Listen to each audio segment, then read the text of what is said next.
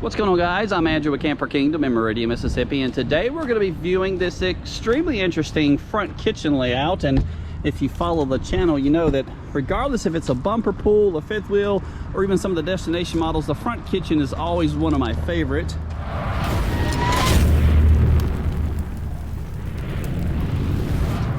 So the vehicle has a total length of 33 feet 9 inches long. You've got available cargo capacity of 2,093 pounds. You have a gross vehicle weight rating of 9,925 pounds, riding on 4,400 pound axles, E-rated tires, and you got a dry weight of 7,794 pounds. I'll try to leave the hitch weight about here in the video. This is on the larger side. Now, it's not the largest, but it's definitely not the smallest. So I would not recommend attempting to pull this behind any half ton on the market. At least a 3/4 ton to safely pull it. So you've got two slide outs, and I'm going to provide you with an estimated walking space here in the living area of right at 15 feet. I'm going to say it's got an interesting layout for a couple of reasons. One, because of the front kitchen with this enormous window, and two, because of the bedroom slide in the back. Normally, with what I carry, the bedroom slide's on the other side, so it's kind of different being right there where it's at now. So inside the RV, you have barrel type ceilings, and they accent the different wood panels with a darker strip, which is very, very nice. And if you're taller, you have 6'8" ceilings in the center, but over here in your slide out, your slide box height is only 5'7", but that's okay. It's not like you're going to be walking around or dancing in your slide.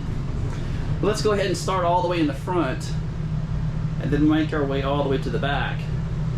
All of your controls right here next to the entry door. 10-foot cubic fridge. This does work off of the 200-watt solar panel found on the roof.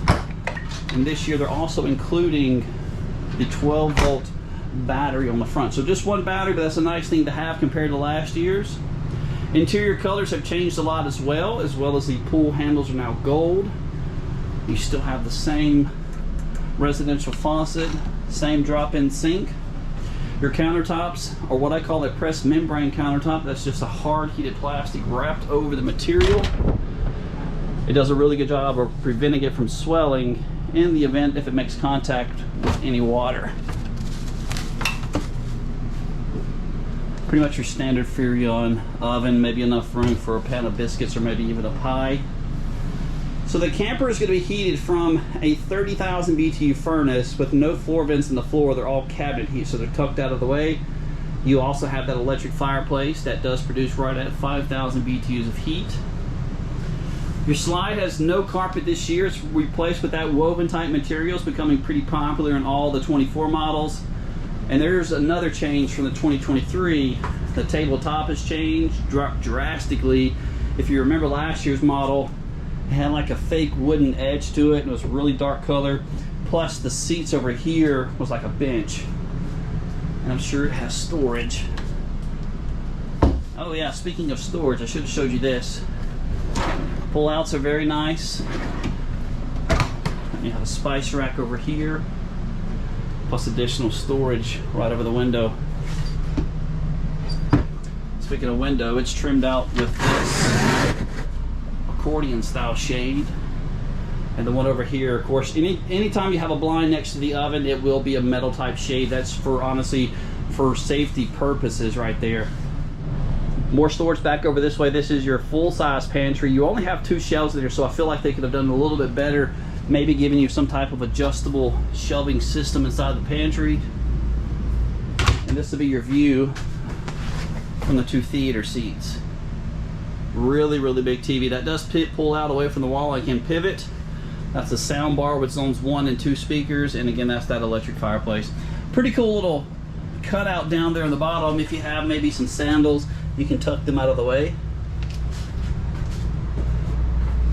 Thomas Paine Collection furniture. These 2 are theater seats, and most of them have the LED lights found underneath, plus your storage.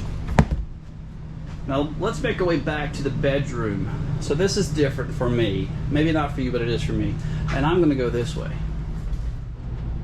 So stepping inside your bedroom, lots of room. You've got a 42-inch deep slide out, so that's going to give you a long, extremely large amount of room here at the foot of the bed to change. However, there's another thing that you can change. This is a 66 by 80 custom king size bed, but realistically it's the size of a residential queen. But your shells are floating shells.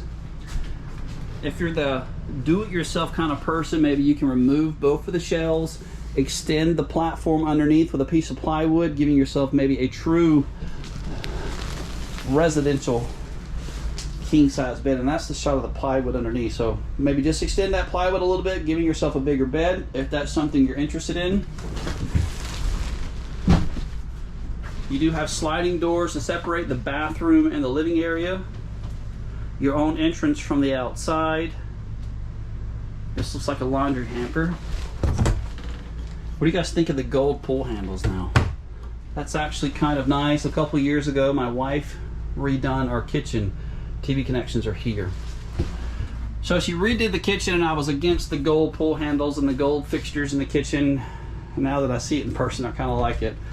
Sorry, babe. But check this closet out. Possibly 5 feet wide, 3 feet deep, and you know, probably a really good way to bring in maybe a folding electric bike from the bedroom door straight in here, maybe for transportation. If you don't want to put that luggage rack on the back, maybe to give you additional room. So that could be an option. More storage space over here. You could use it for more hanging space, or a stackable washer and dryer could be installed. And you have 2 air conditioners on board.